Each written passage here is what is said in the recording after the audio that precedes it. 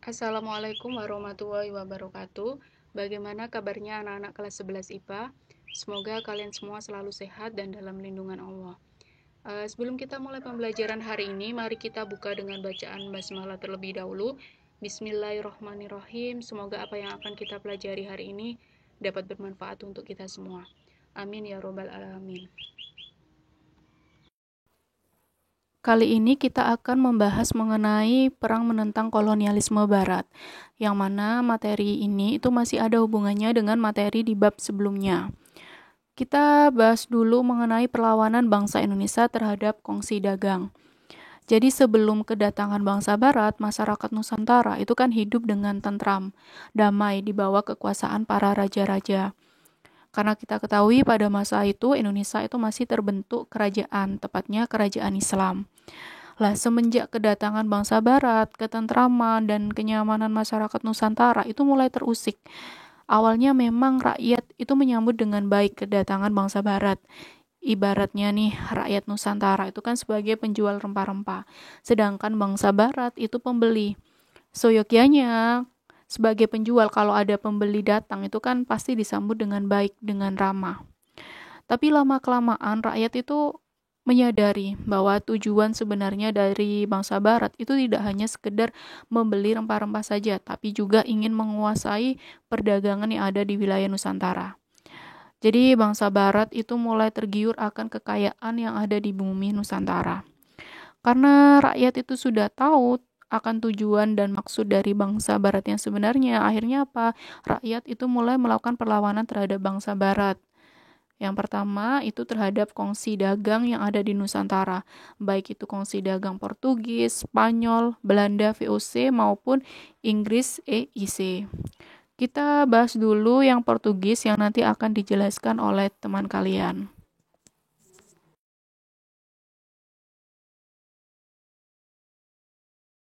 Perlawanan Kerajaan Aceh. Portugis di bawah pimpinan Alfonso de Albuquerque berhasil menguasai Malaka. Sejak Portugis menguasai pelabuhan Malaka, maka jalur perdagangan berpindah ke pelabuhan yang lebih aman dan menguntungkan, yaitu Aceh. Kedudukan Aceh sebagai pelabuhan dagang di bagian barat Sumatera dianggap membahayakan Portugis. Sebaliknya, Aceh menganggap kegiatan dagang Portugis mengancam kedudukan sebagai pusat perdagangan Islam. Kekhawatiran tersebut menyebabkan Aceh menyerang Portugis yang berkedudukan di Malaka. Sebelum melakukan serangan, Aceh mengirim utusan Konstantinopel, Turki untuk meminta bantuan militer. Selain itu, Aceh juga meminta bersekutu dengan Johor, Demak, dan Jepara. Berbekal semua persiapan tersebut, Aceh menyerang Portugis di Malaka. Namun, penyerangan tersebut mengalami kegagalan. Aceh kembali menyerang Portugis di Malaka pada masa pemerintahan Sultan Iskandar Muda. Sultan Iskandar Muda menyerang kedudukan Portugis di Malaka dan kapal-kapalnya yang melalui Selat Malaka. Aceh sempat memenangkan perang melawan armada Portugis di sekitar Pulau Banten. Sultan Iskandar Muda bekerja sama dengan Inggris dan Belanda untuk memperlemah pengaruh Portugis. Iskandar Muda mengizinkan persekutuan dagang kedua di negara itu untuk membuka kantornya di Aceh.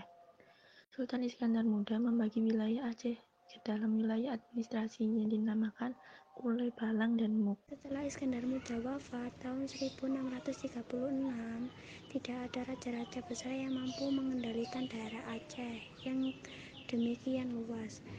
Di bawah Sultan Iskandar Thani sebagai pengganti Sultan Iskandar Muda.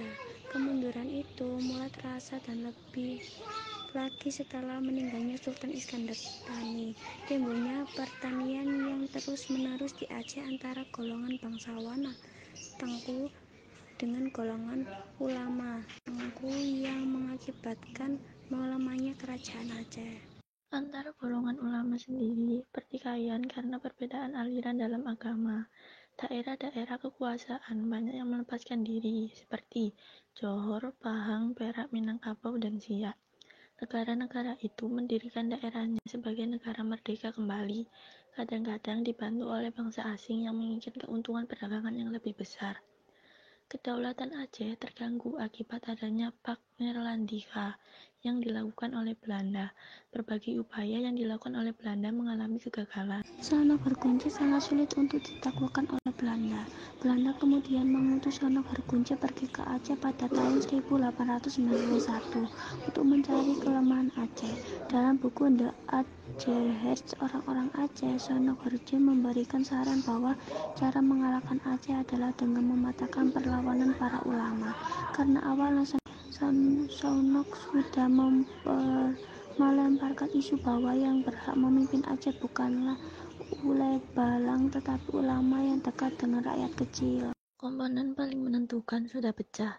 Rakyat berdiri di belakang ulama, lalu Belanda melakukan tindakan keras terhadap ulama dengan harapan rakyat mendukung menjadi takut. Untuk waktu yang singkat, metode yang dipakai berhasil.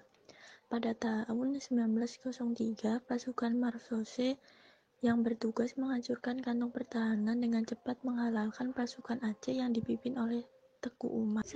Perlawanan Kerajaan Demak. Tahun 1509, Kerajaan Demak sudah melakukan upaya peningkatan dalam persiapan perlawanan. Oleh karena itu, Sultan Fatah memerintahkan Pati Unus untuk mendampingi Raden Husein membuat kapal di galangan kapal Semarang, di mana kapal ini mampu menampung 1.000 pasukan perang. Tahun 1511, Sultan Fatah menunjuk Pati Unus sebagai panglima perang dengan membawa 100 kapal juang dan membawahi armada gabungan dari Jawa, Demak, Cirebon, dan Banten. Selain itu juga pasukan tambahan dari Palembang. Tahun 1512, selain mempersiapkan pasukan dan peralatan perang, Pati Unus juga berusaha mengetahui kekuatan orang-orang Portugis di Malaka dengan memanfaatkan para pedagang-pedagang Jawa untuk menjadi mata-mata.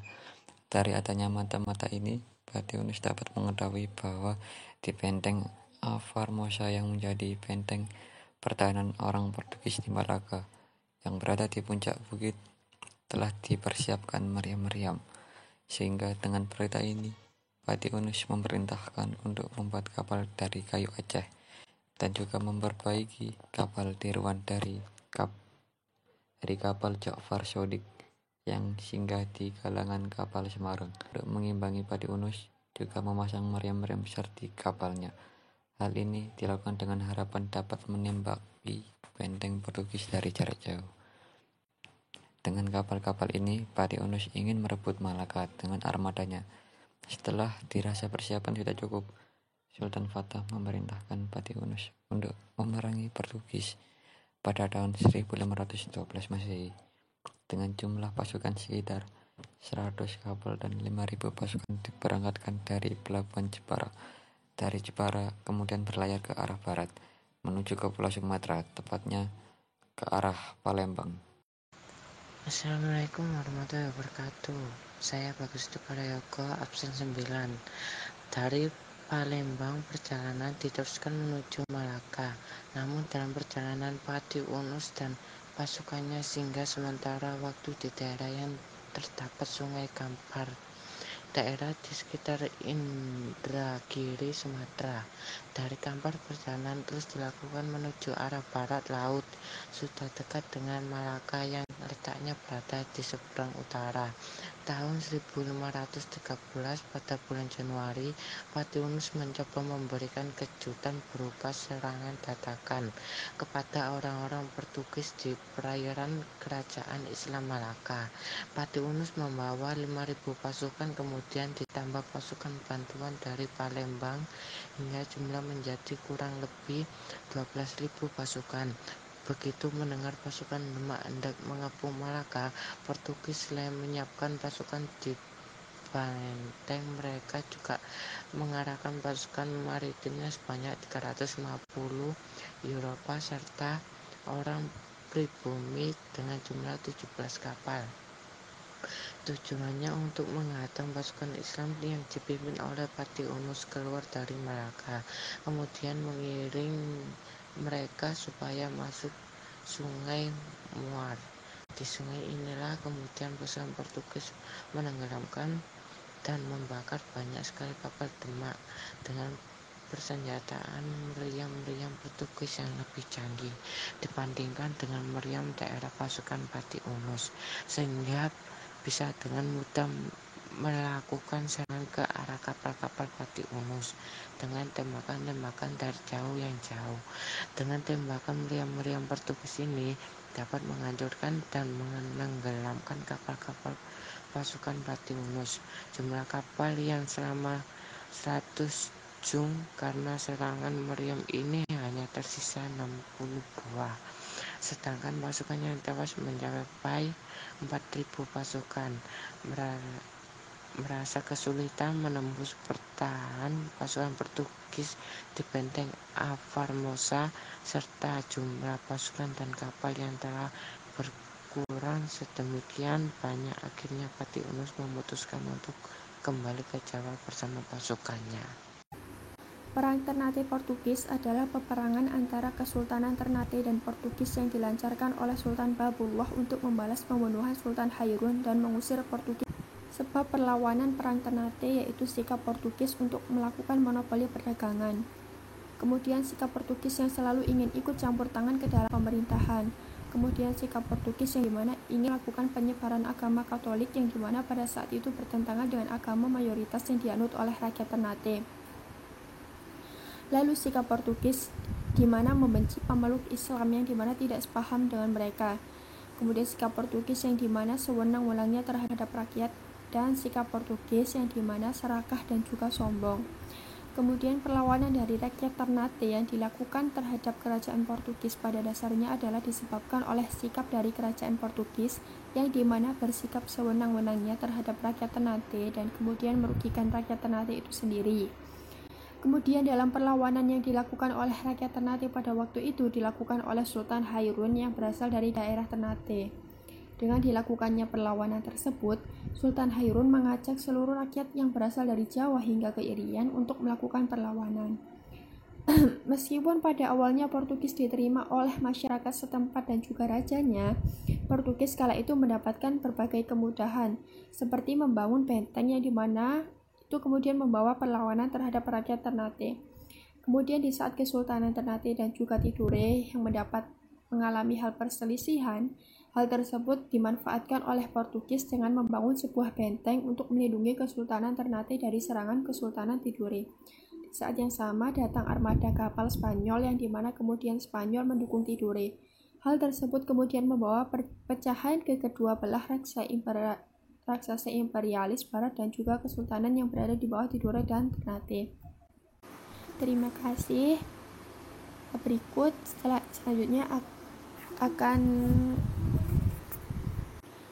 akan dilanjutkan oleh Andini mengenai proses perlawanan Perang Ternate. Terima kasih. Wassalamualaikum warahmatullahi wabarakatuh. Nama saya Andini Salsabila Nursalina dari absen 5 kelas 11 terhadap Portugis karena ulah orang-orang Portugis yang serakah. Maka hubungannya dengan Ternate yang semula baik menjadi retak. Portugis ingin memaksakan monopoli perdagangan kepada rakyat Ternate. Tentu saja hal itu ditentang oleh rakyat Ternate. Perlawanan terhadap kekuasaan Portugis di Ternate berkorban pada tahun 1533. Untuk menghadapi Portugis, Sultan Ternate menyerukan agar rakyat dari Irian sampai ke Pulau Jawa bersatu melawan Portugis. Maka berkorbanlah perlawanan umum di Maluku terhadap Portugis. Ya, rakyat Maluku bangkit melawan Portugis. Kerajaan Ternate dan Tidore bersatu. Akibatnya, Portugis terdesak karena merasa terdesak. Portugis lalu mendatangkan pasukan dari Malaka di bawah pimpinan Antonio Galvão. Pasukan bantuan tersebut menyerbu beberapa wilayah di kerajaan Ternate. Rakyat Maluku di bawah pimpinan kerajaan Ternate berjuang penuh semangat mempertahankan kemerdekaannya. Tetapi kali ini Ternate belum berhasil mengusir Portugis.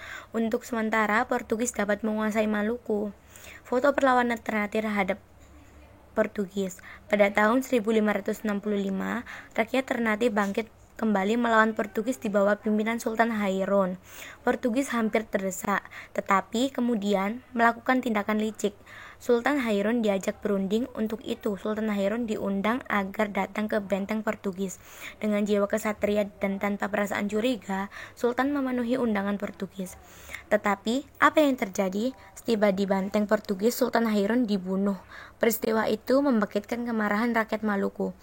Perlawanan umum berkorban lagi di bawah pimpinan Sultan Ba'abullah, pengganti Sultan Hairun. Pada tahun 1574, benteng Portugis dapat direbut oleh Ternate. Dengan demikian, rakyat Ternate berhasil mempertahankan kemerdekaannya dari penjajahan Portugis. Saya akan melanjutkan penjelasan dari Andini. Di sini saya akan menjelaskan mengenai akhir perlawanan Ternate. Sultan Babullah menggantikan posisi ayahnya yang dibunuh ketika menghadiri perundingan dengan Portugis. Kemudian sepeninggal Sultan Babullah, Ternate mulai melemah. Spanyol di Eropa yang telah menguasai Portugis berusaha menguasai Ternate. Sultan Said Barakati berhasil ditawan Spanyol dan dibuang ke Manila. Kekalahan demi kekalahan yang diderita memaksa Ternate meminta bantuan VOC pada tahun 1603. Meskipun berhasil mengusir Spanyol, Ternate harus membayar mahal bantuan VOC tersebut. Ternate harus menandatangani kontrak monopoli VOC di wilayah tersebut. Pada tahun 1607 pula, VOC membangun benteng Orange di Ternate yang merupakan benteng pertama mereka di Indonesia.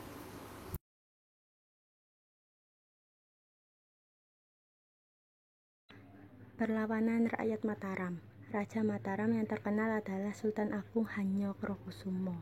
Beliau memerintah pada tahun 1613 sampai 1645. Di samping beliau cakap sebagai raja, juga fasih dalam hal seni budaya, ekonomi, sosial, dan perpolitikan. Sultan Agung mengalihkan perhatiannya pada VOC atau Company di Batavia. VOC di bawah pimpinan Jan Pieter Zoon berusaha mendirikan benteng untuk memperkuat monopolinya di Jawa. Niat VOC tersebut membuat marah Sultan Agung sehingga mengakibatkan Mataram sering bersitegang dengan VOC. Raja Mataram Sultan Agung segera mempersiapkan penyerangan terhadap kedudukan VOC di Batavia. Adapun sebab-sebab Mataram menyerang Batavia sebagai berikut. 1. Mengusir Belanda dari tanah air Indonesia. 2. Belanda sering merintangi perdagangan Mataram di Malaka. 3. Belanda melaksanakan monopoli perdagangan. Yang pertama, penyerbuan Mataram ke Batavia pada tahun 1628. Sultan Agung mengadakan penyerangan ke Batavia pertama kali pada tahun 1628. Pasukan pertama dipimpin oleh Tumenggung Baurekso. Pasukan kedua dipimpin oleh Tumenggung Agul-Agul, Kyai Dipati Mandurorejo, Kyai Dipati Ubusonto, dan Dipati Ukur. Pada tanggal 22 Agustus 1628 sampai 24 Agustus 1628, tentara Mataram datang ke Batavia dan melakukan penyerbuan. Dan pada tanggal 21 September 1628, tentara Mataram menyerang benteng Hollandia namun gagal. Kegagalan ini membuat penyerbuan Mataram yang pertama berakhir pula. Yang kedua, penyerbuan Mataram ke Batavia pada tahun 1629. Meskipun Mataram tidak berhasil merebut benteng Batavia dan menundukkan Kompeni pada tahun 1628, mereka tidak begitu saja menyerah. Pada tahun 1629, tentara Mataram berangkat lagi menuju Batavia dengan perlengkapan senjata api. Tentara Mataram berangkat ke Batavia mulai bulan Juni 1629 dan pada akhir bulan Agustus 1629 mereka sampai di Batavia. Pada tanggal 21 Agustus 1629, seluruh pasukan Mataram mulai tiba di daerah sekitar Batavia. VOC mengetahui kedatangan mereka untuk kembali menyerbu Batavia. VOC juga mengetahui bahwa pusat persediaan bahan pangan saat itu adalah Tegal. Mereka pun mengirimkan armadanya ke Tegal, di mana perahu-perahu Mataram, rumah-rumah, dan gudang-gudang beras bagi tentara Mataram dibakar habis. Setelah Tegal mendapat perusakan, VOC berpindah ke Cirebon. Kota ini juga mendapat gilirannya. Persediaan padi di sini pun habis dibakar oleh VOC. Pada tanggal 21 September 1629, tentara Mataram menyerang benteng VOC. Mereka dibiarkan menembak benteng hingga persediaan mesiu habis. Pasukan Mataram menderita kelaparan.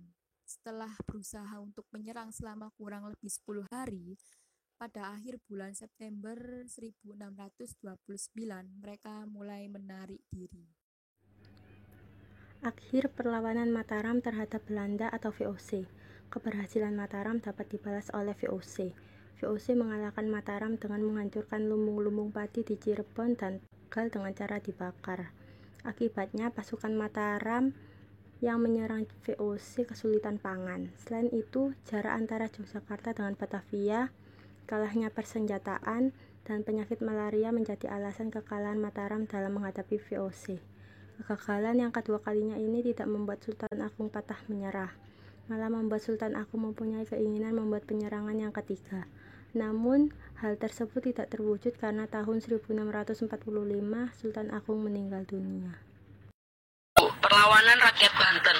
Banten memiliki posisi ruang yang sangat strategis sebagai bandar perdagangan internasional. Oleh karena itu, sejak semula Belanda ingin menguasai wilayah Banten akan tetapi tidak pernah berhasil. Akhirnya VOC membangun bandar di wilayah Batavia pada tahun 1619. Terjadi persaingan antara Banten dengan Batavia dalam merebutkan posisi bandar perdagangan internasional. Sultan Agung Tirtayasa mengangkat raja pembantu yang bertanggung jawab terhadap urusan dalam negeri pada tahun 1671 yaitu Sultan Haji. Sedangkan Sultan Agung Tirtayasa dibantu Pangeran Arya Purbaya bertanggung jawab dalam urusan luar negeri. Pemisahan urusan pemerintahan kerajaan Banten diketahui oleh Wycliffe sehingga mengasut Sultan Haji supaya urusan pemerintahan tidak dipisah-pisahkan dan jangan sampai kekuasaan kerajaan Banten jatuh ke tangan Arya Purbaya. Karena hasutan dari VOC, Sultan Haji mencurigai ayah dan juga saudaranya. Tanpa berpikir panjang, Sultan Haji membentuk persekutuan dengan VOC untuk merubah tahta dalam kerajaan Banten.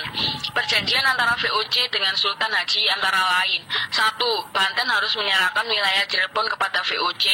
2. VOC memegang monopoli lada di Banten dan harus menyingkirkan pedagang dari Persia, India, dan Cina. 3. Jika Banten tinggal janji, wajib membayar 600.000 ringgit. 4. Pasukan Banten yang menguasai daerah pedalaman dan pantai di Priangan segera ditarik kembali.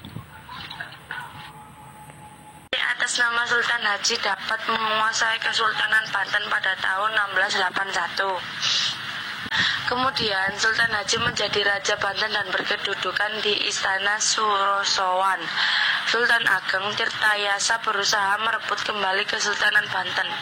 Pada tahun 1682, Istana Surawangsan dikepung oleh Sultan Ageng Tirtayasa. Sultan Haji terdesak dan meminta bantuan tentara VOC. Kemudian, pasukan Sultan Haji bersama VOC menyerang pasukan Sultan Ageng Tirtayasa lalu terdesak mundur. Sultan Ageng Tirtayasa bersama Arya Purbaya dapat meloloskan diri ke hutan Lebak. Tentara VOC terus memburu keduanya. Pada tahun 1683, VOC menangkap Sultan Ageng Tirtayasa kemudian ditahan di Batavia hingga akhir masa hidupnya pada tahun 1692. Tentang perlawanan rakyat Makassar Gua Talo terhadap VOC. Pertama-tama kita harus mengetahui latar belakang perlawanan tersebut. Perlawanan rakyat Makassar terhadap VOC terjadi pada tahun 1654 sampai 1655 yang dipimpin oleh Sultan Hasanuddin. Pada pertengahan abad ke-17, kerajaan Makassar menjadi pesaing berat bagi VOC terutama dalam bidang pelayaran dan perdagangan di wilayah Indonesia Timur. Persaingan dagang tersebut terasa semakin berat untuk VOC, sehingga VOC merancang siasat dengan berpura-pura ingin membangun hubungan baik dan saling menguntungkan dengan kerajaan Makassar. Upaya VOC yang sepertinya terlihat baik ini disambut baik oleh Raja Goa, dan kemudian VOC diberikan izin untuk berdagang secara bebas. Setelah mendapatkan kesempatan berdagang dan mendapatkan pengaruh di Makassar, VOC mulai mengajukan tuntutan kepada Sultan Hasanuddin. Tuntutan VOC terhadap Makassar ditentang oleh Sultan Hasanuddin dalam bentuk perlawanan dan penolakan semua bentuk isi tuntutan yang diajukan oleh VOC yang sangat ingin menguasai perdagangan di daerah Indonesia Timur. Oleh karena itu, VOC selalu berusaha mencari jalan untuk menghancurkan Makassar sehingga terjadilah beberapa kali pertempuran antara rakyat Makassar melawan VOC. Sebab terjadinya perlawanan atau perang Makassar-Gorontalo tersebut terjadi akibat VOC ingin menguasai Makassar, yaitu terdiri atas yang pertama, Belanda menganggap Makassar sebagai pelabuhan. Yang kedua, Belanda mengadakan blokade ekonomi. Yang ketiga, Sultan Hasanuddin menolak monopoli perdagangan Belanda. Kemudian jalannya pertempuran atau proses perlawanan perang Makassar-Gorontalo tersebut terjadi pada tahun 1666 sampai 1668. Sebenarnya ini dipicu oleh perang dagang antara kerajaan Makassar yang menjadikan pelabuhannya bebas dikunjungi oleh kapal-kapal dari Eropa ataupun dari Asia dan Nusantara, dengan pihak VOC yang ingin memaksakan monopoli. Pelabuhan Makassar dianggap menyaingi perniagaan VOC. Keinginan VOC untuk mengontrol jalur perniagaan laut ditolak oleh Sultan Hasanuddin. Dalam kebudayaan bahari yang dimiliki oleh orang Makassar, mereka memiliki filosofi bahwa secara umum laut adalah milik bersama. Siapapun boleh melayarinya. Permintaan VOC agar Sultan menerima monopoli perdagangan di Makassar ditolak oleh Sultan Hasanuddin.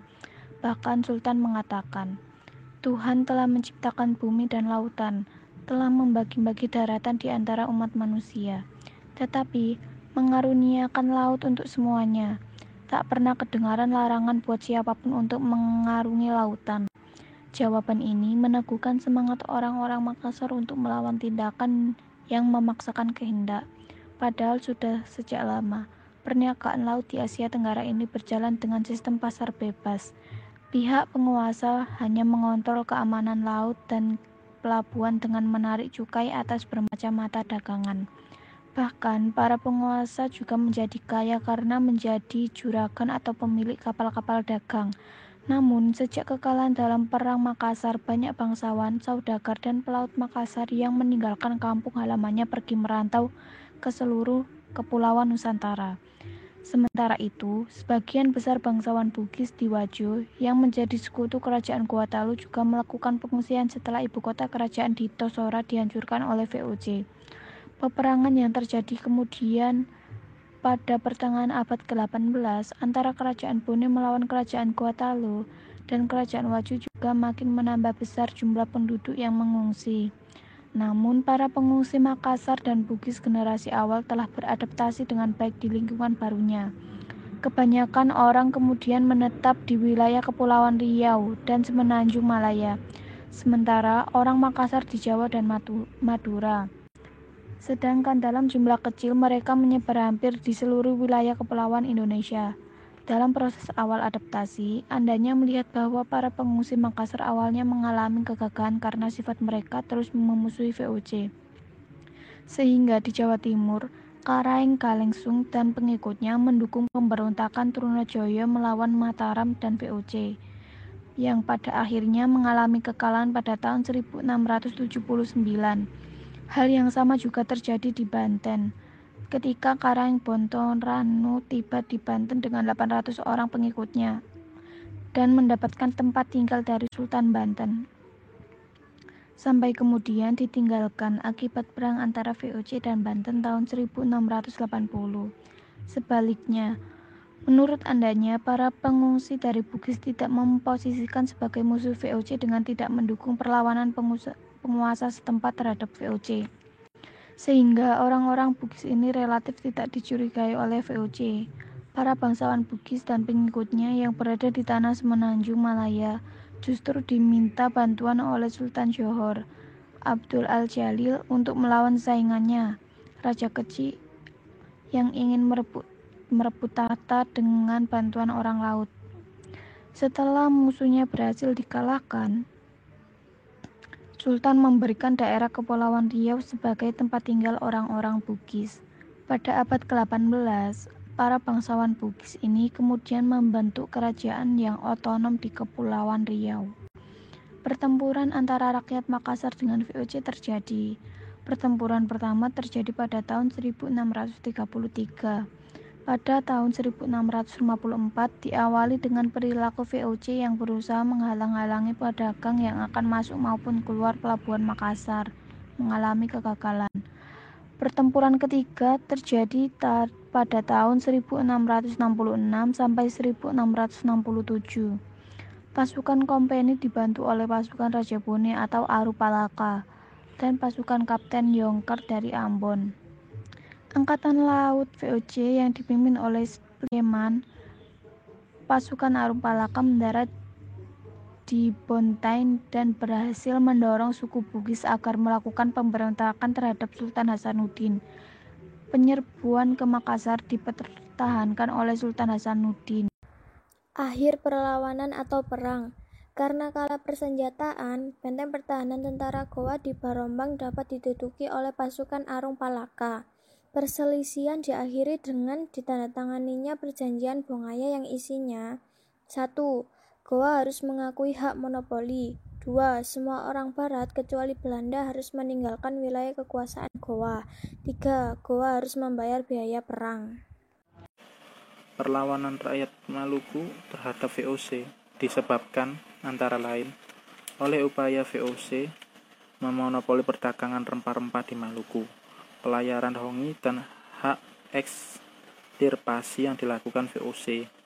Pelayaran hongi ialah pelayaran patroli keamanan menggunakan kapal kora-kora untuk mencegah terjadinya penyelundupan perdagangan rempah-rempah yang dilakukan rakyat Maluku terhadap bangsa lain.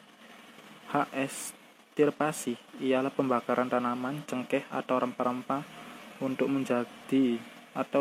menjaga kestabilan harga rempah-rempah di pasar dunia. Yang kedua, saya akan menjelaskan proses perlawanan rakyat Maluku. Jadi yang kedua, perlawanan rakyat Maluku muncul pada tahun 1635. 1635 di bawah pimpinan Kaki Ali, Kapitan itu. Saat Kaki Ali tewas terbunuh, perjuangannya dilanjutkan Kapitan Tulu Kabesi. Perlawanan ini baru dapat dipadamkan pada tahun 1646. Sampai akhir abad ke-18 tak terdengar lagi perlawanan pada VOC. Baru kemudian muncul nama Sultan Jamaluddin dan Sultan Nuku dari Tidore. Namun VOC dengan cepat bisa memadamkan perlawanan itu. Lalu pada 1817 muncul tokoh dari Pulau Saparua bernama Patimura. Dalam aksi Patimura itu, benteng Turs TD berhasil dihancurkan oleh rakyat Maluku. Bahkan Presiden Belanda Van de Berg terbunuh dalam peristiwa tersebut. Tak sampai di situ, Belanda terus membawa pasukan dari Ambon hingga Jawa demi mengalahkan rakyat Maluku. Peristiwa ini menjalar ke kota lainnya di Maluku seperti Ambon, Seram, dan pulau lainnya agar rakyat Maluku mundur. Dan akhir perang rakyat Maluku. Yang ketiga, saya menjelaskan akhir rakyat perang Maluku. Yang ketiga, rakyat Maluku pun mundur karena kekurangan pasokan makanan. Demi menyelamatkan rakyat dari kelaparan, Thomas Matulesia atau Patimura menyerahkan diri dan dihukum mati.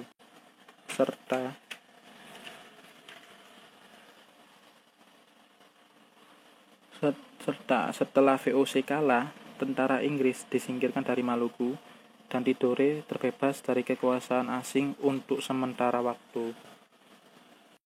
Sebelum berdiri Kerajaan Siak Sri Indrapura pada tahun 1723, daerah Siak dan sekitarnya dikuasai oleh Kerajaan Johor Riau sebagai pewaris Kesultanan Malaka. Siak yang semula berada di bawah kekuasaan Johor Riau akhirnya merdeka setelah Raja Kecil pada tahun 1723 mendirikan kerajaan sendiri di Bauntan. Raja pertama itu diberi gelar Sultan Abdul Jalil Rahmat Shah untuk periode 1723 hingga 1748. Setelah berhasil merebut Johor, Sultan Abdul Jalil melakukan perluasan wilayah, dimulai dengan memasukkan Rokan ke dalam wilayah Kesultanan Siak, kemudian membangun pertahanan armada laut di Bintan. Dari wilayah pertahanan ini, pasukan Abdul Jalil mengirim pasukan yang dipimpin oleh Raja Lela untuk menyerang Malaka. Raja Lela mengajak putranya yang bernama Raja Indra Pahlawan untuk ikut serta dalam berperang. Pada saat yang sama, VOC juga memperluas wilayah kekuasaannya. VOC yang telah berhasil menguasai Malaka berupaya menguasai Riau. VOC melakukan adu domba sebagai salah satu caranya. Akibatnya muncul perlawanan dari rakyat Riau, khususnya wilayah Kerajaan Sri Indrapura. Perlawanan Kerajaan Sri Indrapura terhadap VOC pernah dilakukan Sultan Abdul Jalil Rahmat Shah. Lalu Sultan Abdul Jalil Rahmat Shah digantikan oleh Muhammad Abdul Jalil Muzaffar Shah yang juga anti VOC di Malaka. Pada tahun 1751 berkobar kembali peperangan melawan VOC. Untuk melemahkan pertahanan Siak, VOC melakukan blokad Sungai Indragiri, Kampar sampai Pulau Guntung yang berada di muara Sungai Siak. Dan kapal-kapal dagang yang menuju Siak ditahan oleh pasukan VOC. Perkenalkan, nama saya Hani Rahmanita, nomor absen 15. Rakyat dan kerajaan Siak Sri Indrapura pantang menyerah dan melakukan serangan besar-besaran ke Pulau Guntung pertahanan VOC.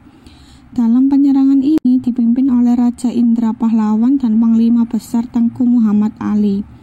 Pertempuran ini berlangsung hingga 1 bulan. Namun, pertahanan VOC sangat kuat sehingga membuat rakyat dan prajurit Sri Indrapura kewalahan dan memutuskan untuk membuat siasat baru untuk menyerangnya.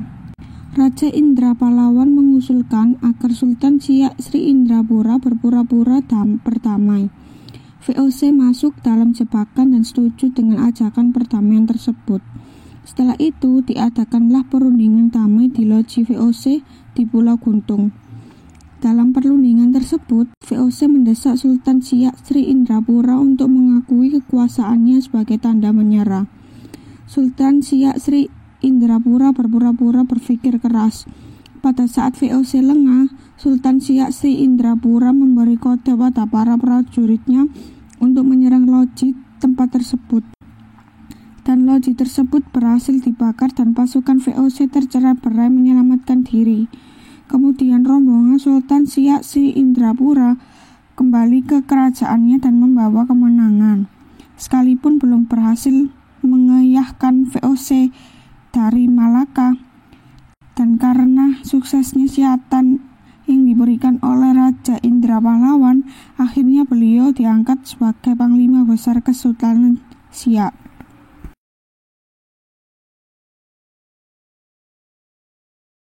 Perlawanan di Bengkulu. Perlawanan Bengkulu untuk melawan Inggris dibagi menjadi 2 peristiwa. 1. Peristiwa penyerbuan Benteng Marlborough.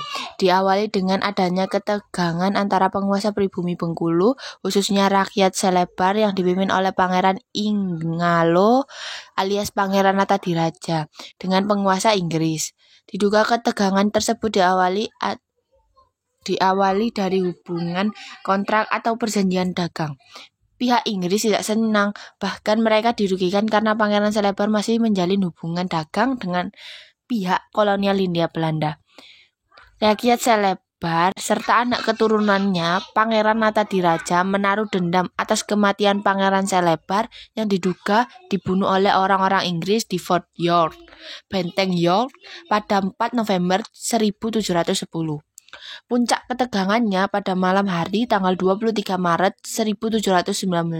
Benteng Inggris Marlborough diserbu sekitar 80 orang dan sebagian besar diperkirakan dari suku Lembak dan Selebar yang mengakibatkan orang-orang Inggris melarikan diri ke Batavia dan Madras. Tokoh yang diduga kuat sebagai memimpin penyerbuan antara lain Pangeran Mangkuraja dari Sungai Lemau, Pangeran Intan Ali dari Selebar, Pangeran Sungai Hitam, dan juga Syekh Sidi Ibrahim, seorang ulama besar yang mempunyai pengaruh pada masyarakat di pegunungan. Kedua yaitu peristiwa Mount Velix. Cerita sejarah tentang Montfalik atau Bukit Palik terjadi pada saat Bengkulu dipegang oleh Residen Walter Ewer pada tahun 1800 sampai 1805, yang terus berlanjut ke penggantiannya yaitu Thomas Parr. Residen Thomas Parr memerintah di Bengkulu selama 2 tahun yang berakhir dengan membawa kematiannya secara tragis.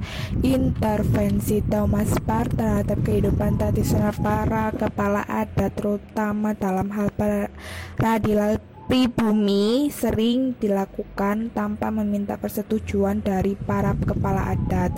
Dengan demikian, puncak dari segala ketegangan sosial ini pada akhirnya meletus pada tanggal 27 Desember 1807. Thomas Parr dibunuh pada tanggal 27 Desember 1807 di kediamannya di Montfalik yang berlokasi sekitar 3 mil sepanjang garis pantai dari benteng Marlborough. Perlawanan Kesultanan Palembang. Proses perlawanan rakyat Palembang. Perlawanan rakyat Palembang terhadap penjajahan Belanda terjadi pada tahun 1819 sampai 1825, diawali dengan sikap tegas penolakan Sultan Badruddin atas kedatangan Belanda yang ingin kembali menguasai Palembang setelah Inggris meninggalkan Indonesia. Sultan Badruddin dahulu pernah menjadi Sultan Palembang dan kemudian diturunkan secara paksa oleh pemerintah Inggris ketika masih berkuasa di Indonesia, yaitu digantikan oleh Sultan Najamuddin. Setelah merebut kembali kekuasaan Kesultanan dari Najmuddin tahun 1819, Sultan Badruddin selalu menghalangi setiap kapal Belanda yang memasuki Sungai Musi. Insiden ini banyak menelan korban, terutama dari pihak Belanda. Pihak Belanda tidak tinggal diam dan menyerbu Palembang hingga meletuslah Parang Palembang. Pada tahun 1821, Belanda dapat menguasai ibu kota Palembang dan menangkap Sultan Badruddin. Setelah Sultan Badruddin tertangkap, selanjutnya ia diasingkan ke Ternate. Perlawanan rakyat Palembang masih sering terjadi pada tahun 1825. Tetapi status kerajaan Palembang telah dibubarkan oleh Belanda. Ya, itu tadi materi yang Bu Nais sampaikan hari ini. Sampai ketemu minggu depan. Tetap selalu semangat dan jaga kesehatan. Bu Nais akhiri. Wassalamualaikum warahmatullahi wabarakatuh.